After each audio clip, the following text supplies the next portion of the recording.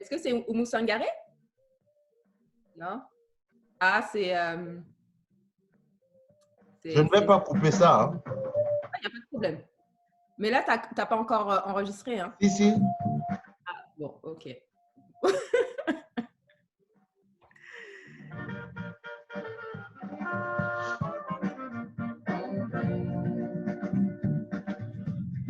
Voilà. Et je coupe ça de manière brutale. J'ai encore recommencé avec mon voilà.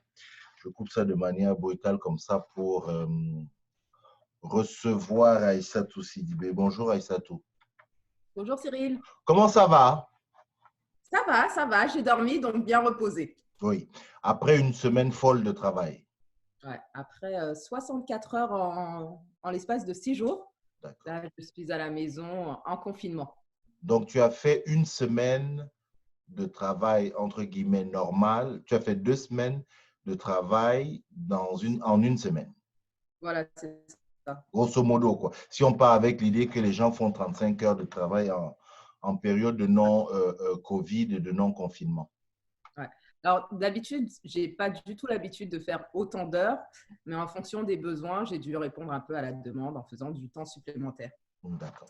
Elle répond à la demande en faisant du temps supplémentaire parce qu'Aïssatou Sidibé est connue publiquement comme la présidente fondatrice de l'association Fibromel, bien Vivre sans connue. fibrome. Pardon? Vivre sans fibrome. Vivre sans fibrome. Le blog. Vivre sans fibrome, important, j'ai un peu confondu. Vivre sans fibrome, bien évidemment, bien connu dans l'espace physique montréalais, virtuel de plus en plus, au-delà de Montréal en raison de diverses activités. Mais dans le civil, je dirais ça comme ça, Aïssatou Sidibé est d'abord infirmière en service d'urgence Oui, dans un hôpital montréalais. Et totalement. c'est la raison pour laquelle je te reçois, je suis content de te parler parce que depuis quasiment 3 semaines, le personnel soignant est à la une de l'actualité. Et donc, on voulait, ou personnellement, je voulais d'abord savoir comment ça va. Puis, ta réponse, tu me dis que ça va.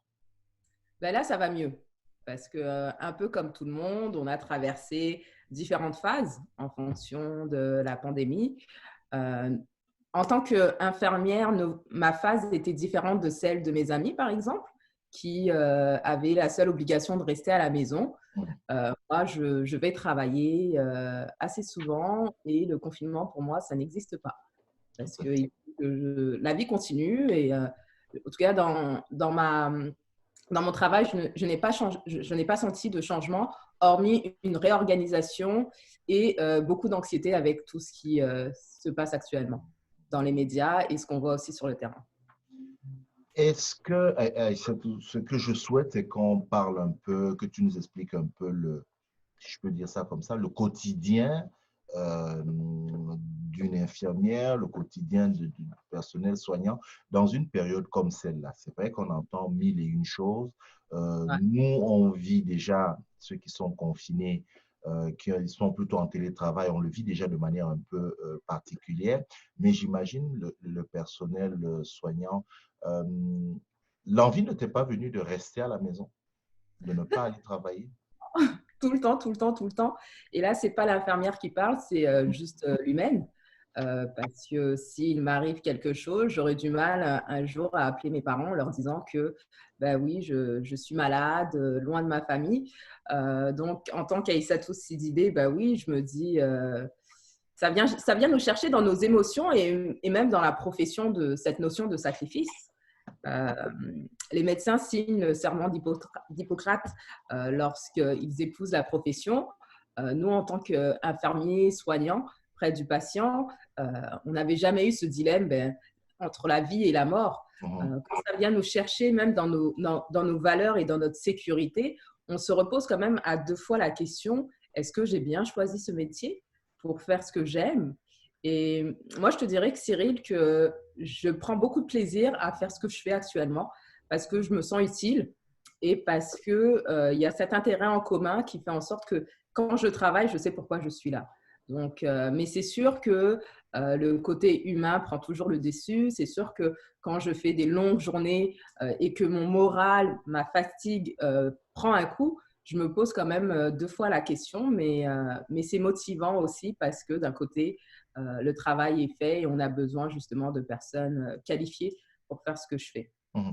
Mais alors tu le dis, tu te sens utile. Donc c'est aussi là qu'il y a cette motivation Ouais, normale, j'ai envie de dire, lorsqu'on a choisi ce métier-là. Mais le contexte, et ça, tout, il est différent. Tu as travaillé avec des malades du sida. ouais, Tu as travaillé en hématologie. Donc, je veux dire, tu as vu des cas graves. Quelle est la ouais. différence avec travailler aujourd'hui avec des patients atteints de Covid ou, je sais pas, déclarés positifs? Je dirais que c'est la préparation. Je pense que dans les hôpitaux, même au Québec, personne n'était préparé à ce que ça nous arrive comme ça soudainement. Pendant la crise d'Ebola, tu sais, on avait une semi-préparation parce qu'on se disait tous, de toute façon, ça ne nous touchera pas ou ça touchera peut-être une ou deux personnes. Là aussi, depuis le mois de décembre, on avait des protocoles sur le coronavirus, mais c'était loin. Et en fait, quand l'OMS a décrété le 12 mars que c'était un problème de pandémie, alors là, tout le monde était quand même un peu paniqué parce qu'avec la fermeture des frontières, les personnes qui commençaient à être atteintes de plus en plus, là, on s'est senti quand même pas assez préparé, d'où pourquoi il y a eu tous ces problèmes avec l'équipement, l'insécurité. Il faut comprendre qu'une personne, quand elle est préparée mentalement, physiquement, elle est capable de fournir le maximum au sein de son travail. Lorsqu'elle se sent démunie, impuissante, ben forcément, ça va créer de l'anxiété, forcément, ça va se créer du stress. Et à une échelle plus grande, ça va faire un effet de boule de neige. Et moi, c'est ce que j'avais ressenti au début, justement, le 12 mars, ou dans les hôpitaux. Personnellement, moi, j'avais senti ce changement radical où on avait commencé par les patients ne pourront pas avoir de visite. Puis, bon, tiens, on va commencer à porter des masques. Puis, l'équipement de protection.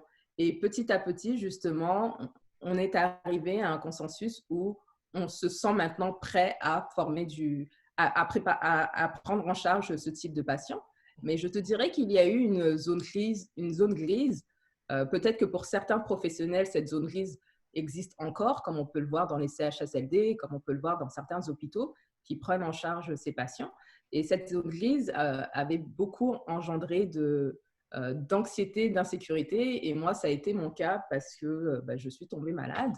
Je suis tombée malade le week-end du 12 mars, justement, où je pensais que Tomber j'étais… malade, Aïssatou, à l'idée de ce qui allait arriver, c'est ça? non, Ou pas c'était spécialement. l'ambiance globale? On avait commencé à prendre en charge des patients Mhm, qui avaient voyagé à l'étranger et qu'on devait dépister. Donc, ça a été une procédure qu'on a mis en place pour tous les patients qui avaient voyagé durant les 2 dernières semaines à partir mhm, du 12 mars. Il fallait qu'on les traite comme des patients suspects. Donc, et à ce moment-là, le 12 mars, on ne parlait pas spécialement d'équipement de protection, on ne parlait pas spécialement de sécurité envers des employés. Donc, je me rappelle, j'avais travaillé sans un masque. Je m'étais occupée d'un patient qui revenait justement d'un pays étranger et qu'on a dû par la suite dépister. Et moi, je me suis sentie insécure parce que je me suis sentie non protégée et surtout non formés dans la connaissance, dans la pratique. Et forcément, le moral et le physique, on a pris un coup. Donc, je suis tombée malade, rhume, anxiété, boutons de fièvre. Et je suis rentrée dans une paranoïa où je m'étais moi-même confinée à la maison en me disant, qu'est-ce qui se passe, quoi? mhm. Je pense qu'on n'avait pas mesuré l'impact de la gravité aussi rapidement. Tu sais, c'est vraiment un effet de boomerang là qui arrive. Et ça nous a un peu tous surpris et on est encore là-dedans. Je pense que chaque personne doit faire son cheminement individuel en fonction de ses forces, en fonction de ses faiblesses, pour arriver à trouver justement une forme d'acceptation dans ce qu'il se passe. Et je ne serais pas surprise de voir qu'après le confinement, il va y avoir aussi beaucoup de personnes qui vont ressentir l'impact positif ou négatif en fonction de comment la personne est constituée pour passer à travers ça. Voilà. Je dois comprendre dans ce que tu viens de dire qu'éventuellement, à la sortie de cette période Covid ou confinement, je dois comprendre que le personnel de santé, et on aura qui auront peut-être quelques difficultés sur le plan de santé mentale, Oui, psychologique, c'est ça? un stress post-traumatique, un peu. Moi, j'ai des collègues qui sont tombés malades. Alors, Covid ou pas, elles sont tombées malades. Donc, c'est aussi une forme d'expression et de souffrance qu'elles expriment à travers leur corps. Parce que tu sais, on parle quand même de mort, on parle quand même de collègues, on Mhm. parle de soignants à l'autre bout du monde, on parle de détresse respiratoire. C'est des choses lourdes qui arrivent pour nous et l'humanité. Et Cyril, je te rajouterai aussi cette chose où pourquoi justement il y a eu un impact sur ma santé, c'est quand justement on a fermé les frontières en France, puis au Canada. Et là, je me suis sentie un peu démunie parce que toute ma famille, moi, se trouve à l'étranger. Vraiment, 100% de ma famille se trouve à l'étranger. Et là, ça avait atteint ma liberté en me disant, ben mince, si demain il m'arrive quelque chose, sur qui je pourrais me reposer. Les amis sont bien, c'est bien beau, mais même là, on nous dit, bah, isolez-vous parce que justement, vous pouvez être à risque d'être contagieux pour votre entourage. Mais bon, on trouve après des moyens et des mécanismes pour être plus près de sa famille. Et je pense que je suis même plus près de mes parents pendant cette période de crise Oui. parce que mes parents m'appellent tous les jours et moi, je ressens ce besoin aussi de les appeler tous les jours pour me sentir épaulée. Voilà. Mhm. Bah, justement, il y a les parents, puis si tu permets, dans le magnifique décor dans lequel tu es, tu es chez toi, puisque tu es en repos, et il y a ce petit tableau derrière ton épaule gauche, Ouais. oui, que j'ai vu.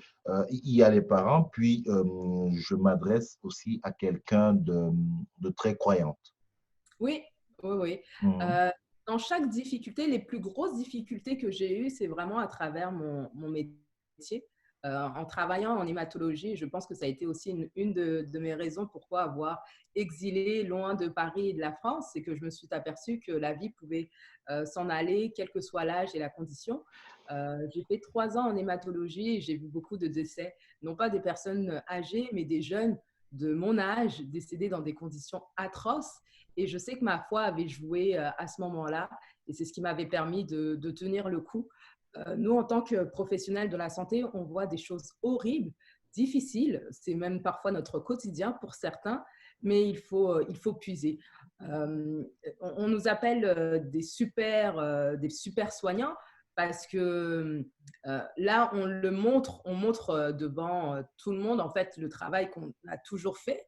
Euh, les pompiers, par exemple, euh, les pompiers, les travailleurs de services essentiels, on a toujours fait ça, en fait. Là, c'est très apprécié justement de recevoir cette gratitude, mais à chaque fois qu'on met un pied à l'hôpital ou dans des zones à risque, il y a toujours ce risque-là.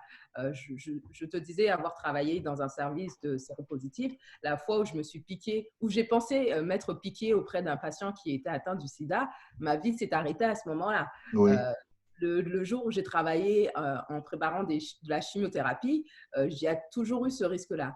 Mais ça prenait toujours une formation de base et un équipement adapté. Et je pense que justement, la souffrance que certains professionnels de la santé, je parle de ma catégorie, je pourrais parler des autres, mais c'est dans ce milieu-là que je vis. Cette souffrance-là et cette détresse vient de là, justement, à travers le manque d'équipement, le manque de formation. Parce que forcément, à travers la surmédiatisation, peut-être même trop, de ce qui se passe ailleurs, ben on fait de la projection. Oui. On dit, ben, ça pourrait être nous, cette jeune fille, cette jeune infirmière qui s'est suicidée parce que elle avait peur justement de contaminer ses patients, cette jeune médecin qui s'est fait battre par son mari à mort qui est décédé en Italie, qui avait, je pense, 28 ou 34 ans, parce que son conjoint lui disait que il avait eu peur qu'elle lui transmette le virus. C'est des situations auxquelles ça peut totalement se faire ici.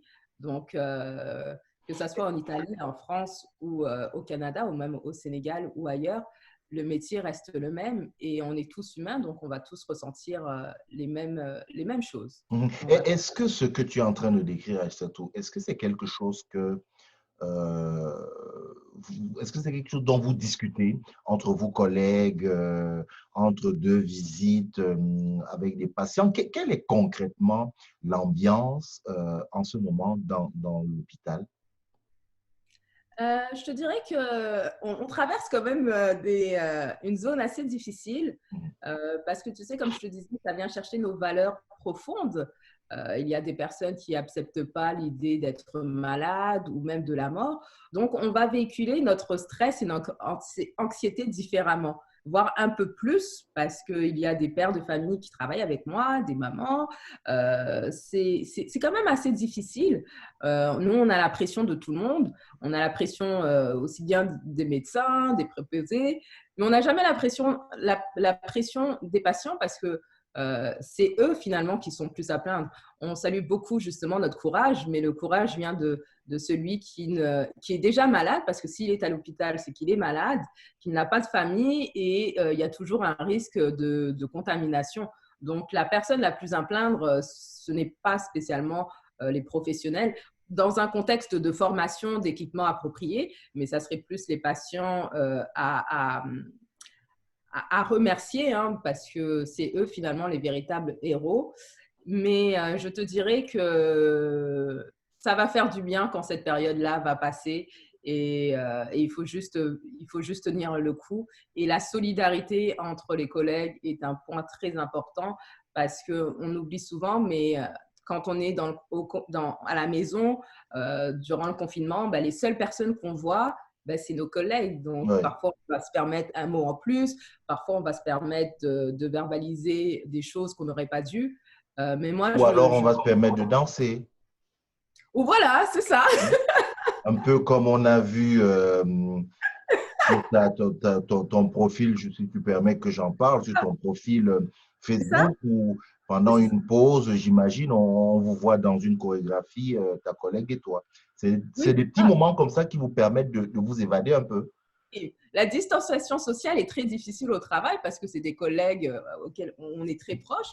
Donc, on va essayer de trouver des moyens justement pour sortir un peu de notre environnement. Mais ce n'est pas pour autant qu'à l'intérieur, on n'est pas stressé et qu'on vit des choses difficiles. Mhm. C'est les forces de chacun, Ouais. vraiment. Tu as dit tantôt, tu as parlé, tu as utilisé cette expression-là d'hypermédiatisation Ouais.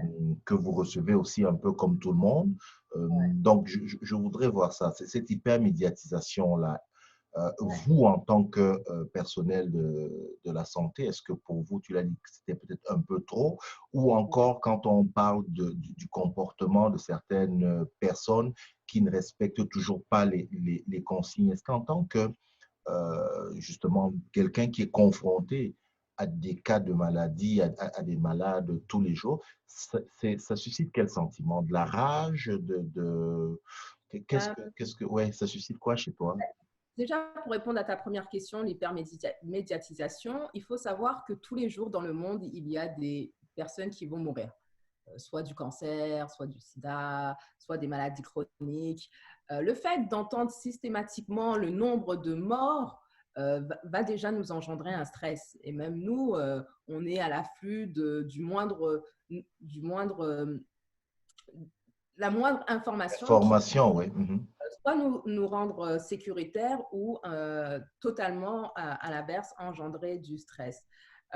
Après, ce que je trouve beau, il y a des personnes qui vont souvent parler du nombre de guérisons parce que oui, il y a des personnes qui vont guérir, oui, il y a des personnes qui vont se sentir en bonne forme. Mhm. Donc, ça engendre un stress supplémentaire auquel on n'est pas spécialement intéressé à entendre tout ça, surtout tous les jours au quotidien. C'est un risque qu'il faudrait éviter. Moi, c'est ce que j'ai fait justement. Je prends un peu de distance avec tout ça.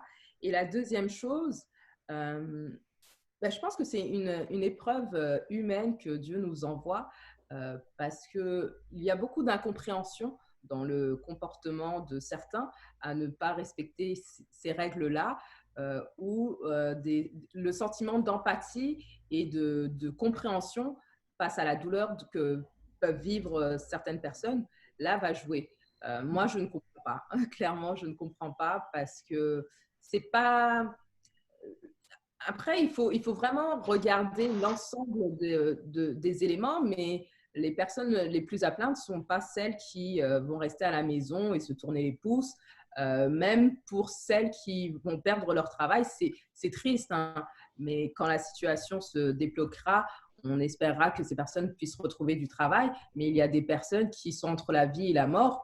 Et ça, à partir du moment où votre comportement peut avoir un impact direct et indirect à travers la contamination, il y a des choses qu'on ne peut plus faire. Et ça, on ne peut pas continuer sa vie et de vivre dans sa bulle comme si de rien n'était. Donc moi, j'ai du mal à accepter ça parce que justement, c'est du gros bon sens et c'est faire preuve d'empathie. Il y a une de mes collègues et amies, Nadia, qui est maman de 2 enfants, qui se plaignait justement parce qu'elle ne peut pas partir en vacances. Elle est infirmière, elle travaille dans un service de soins critiques et elle est totalement en colère parce que quand elle voit que certaines personnes, la seule consigne donnée, c'est de rester à la maison et d'éviter tout rassemblement, ne peuvent pas respecter ça, tu te dis, voilà, je pense qu'il y a beaucoup encore à faire. Oui, le Premier ministre François Legault a agi très rapidement, mais je pense qu'on pourrait aller plus loin. Là, on parle Plus plus de loin, c'est-à-dire quoi? les amendes, tout simplement. Okay. Au Sénégal, on a commencé à instaurer le couvre-feu. Moi, j'habite Et près qui d'un parc. marche, hein, qui fonctionne très bien, hein, Ah le oui, oui, couvre-feu au Sénégal. c'est ça, et même en France aussi, hein, le confinement fonctionne très bien. Après, oui, on est une région où on n'a pas beaucoup de cas, mais il suffit d'un cas et d'une contamination pour que le verre déborde. Et on fait souvent des comparaisons entre le Québec et les autres pays. Il faut savoir que le Québec n'est pas un pays. Le Québec est une région. Donc oui, on n'a pas beaucoup de cas, mais il faut faire attention quand même. Il faut faire attention. Parce que si c'était justement votre père ou votre mère, surtout qu'à notre âge, hein, moi j'ai dans la trentaine, je ne dirais pas mon âge, mais, même si, On le voit. mais mon père, et j'en ai pris conscience, mon père est une personne âgée. Mon père a plus de 70 ans, donc c'est sûr qu'on est beaucoup hein, dans ce cas à vouloir protéger ces personnes âgées. Les personnes âgées ne se trouvent pas dans des CHSLD, ils se trouvent dans les familles. Et moi, j'ai beaucoup de témoignages d'amis proches de Paris qui vivent des situations difficiles avec leurs parents. On parlait beaucoup au début et je pense que tu avais fait un post, Cyril, là-dessus, que le virus ne touchait pas les Noirs, Oui. mais c'est totalement faux. Oui, non, mais C'est on faux. en a vu qui, je le dis en rien aujourd'hui, qui malheureusement, on l'a vu, Ouais. en sont décédés, hein. Je ne prends que celui qui pour moi, est je dirais le plus proche, qui est Manu Dibango. On l'a vu, ça c'est un problème. Aïssatou, on va terminer notre entretien. Je voudrais dire un mot un peu justement, de, pas de vivre sans fibrome, mais des fibromèles pour parler justement de ces femmes aussi qui vivent avec des fibromes pour lesquelles tu te soucies, tu te bats. En cette période particulière, ça doit encore être un peu plus difficile. Dans quelle mesure? Parce que le système de santé est totalement au ralenti. On annule des chirurgies, on annule des consultations. Les médecins veulent faire leur maximum à travers la télémédecine, donc des consultations via Zoom ou par téléphone, mais ça ne remplace jamais l'expertise et une consultation physique. Alors, il y a beaucoup justement de femmes, des hommes qui sont en attente d'une prochaine consultation ou de voir un médecin. Et ça va engendrer, et je pense qu'après le confinement, il faudra prévoir aussi un plan à ce niveau-là, comment redresser le système de santé pour ces patients qu'on a un peu oubliés, puisque la priorité, bien évidemment, et c'est logique, c'est qu'on va s'occuper des patients justement atteints du Covid. mais il faut aussi penser à la majorité des personnes qui sont aussi malades. Donc moi, je le ressens en tant que présidente de mon association, puisqu'il y a des femmes qui étaient en attente de chirurgie, ne peuvent plus communiquer avec leur médecin, ne peuvent pas aller consulter, mais qui vont avoir des douleurs, qui vont avoir des problèmes. Et en plus, avec tout le stress, il faudrait faire des statistiques, mais je pense qu'il y a beaucoup de maladies qui vont être en augmentation, puisque le stress est l'une des principales causes de nombreuses maladies cardiaques, gynécologiques, au niveau du cancer. Donc ça, c'est quelque chose auquel il va falloir y penser. Et moi, la façon auquel j'essaye de faire mon possible, sachant que j'ai des moyens limités, c'est à travers soit des capsules d'information, soit c'est d'approcher individuellement les personnes pour savoir comment je pourrais les aider. Mais là, ça nous montre cette notion de redonner du pouvoir aux personnes, parce que si demain, il n'y a plus d'Internet, si demain, il n'y a plus de médecins, est-ce qu'on va tous mourir en se regardant? Non, il y a des choses qu'on peut faire, et la santé, ce n'est pas une question de lavage des mains. La santé, c'est une question d'hygiène de vie et à tous les instances. Et Cyril, je tiens aussi à te remercier parce que dès le début, moi, la santé, ça a toujours été ma priorité. Dès le début, tu m'as justement tendu la main pour qu'on puisse avancer ensemble à travers l'information et à travers le bien-être. Et ça prend aussi ça. Et c'est ce qu'on appelle de la prévention, c'est ce qu'on appelle de mettre des choses en place pour éviter les pires des situations. Donc, oui. Non, non, je voulais juste que tu te laisses terminer. J'espère que par la suite, les autorités vont faire en sorte qu'on parle davantage de prévention. C'est quoi, hein, tu sais, le lavage des mains? En 2020, on nous explique comment laver les mains. C'est peut-être que le nombre a augmenté, en fait. Oui, c'est ça. Le nombre de lavages de mains dans une journée, par exemple, c'est ça qui a augmenté. Oui, c'est ça qui a augmenté. Et comment le faire aussi, ça prend toute une technique. Je pense que c'est quelque chose qu'on peut très bien anticiper en évitant certaines situations comme on l'a vu. Et je suis contente parce qu'on parle davantage maintenant de la santé globale. Et pour moi, santé et éducation sont deux priorités Ça qu'il va faut de mettre pair, oui. en avant, parce qu'il faut qu'on prenne conscience que la mort fait partie de la vie. Mais maintenant, on peut se préparer à bien vivre en santé. Voilà. Alors, le mot de la fin, Aïssatou, on dit quoi, Aïssatou Sidibé? Ange, héroïne, infirmière, humaine? Humaine, c'est ça, humaniste. Je l'ai toujours été. Je pense que cette période-là m'a fait réfléchir aussi sur pas mal d'aspects, et j'invite aussi toutes ces personnes à aller prendre le temps de se regarder intérieurement et de voir comment on peut avancer ensemble, main dans la main, pour affronter les différentes situations qui vont arriver. Je pense que c'est juste une mise en garde que la vie nous donne, à nous maintenant de faire en sorte d'être préparés dans la solidarité, dans l'amour pour l'autre, et c'est la plus belle des choses à faire. Donc, bon confinement à tout le monde.